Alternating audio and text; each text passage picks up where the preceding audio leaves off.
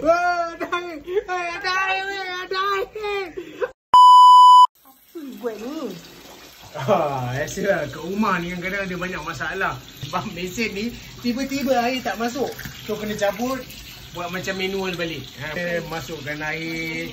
So bila dia nak basuh, masukkan air. Bila tengoklah kalau dia jalan balik, maknanya mungkin motor-motor dia semua okey.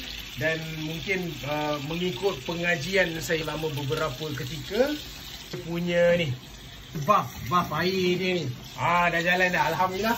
Buff air dia lah kot. InsyaAllah kita try cuba. Serap sampai dah buff.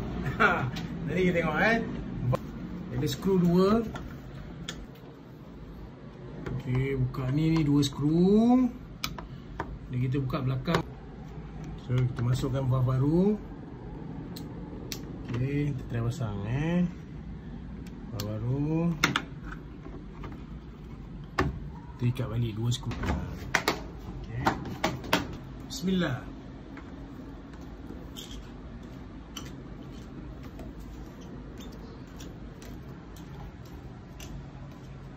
Kita try. Bismillah.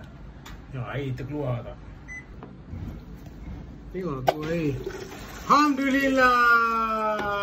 So kalau ada masalah, kalau nak panggil saya, charge lebih kurang dalam RM5,500 je lah. Okay. Ada air. Ada air. Ada air. Ada air. Ada air seminggu dah tak ada ni. Seminggu dah tak ada.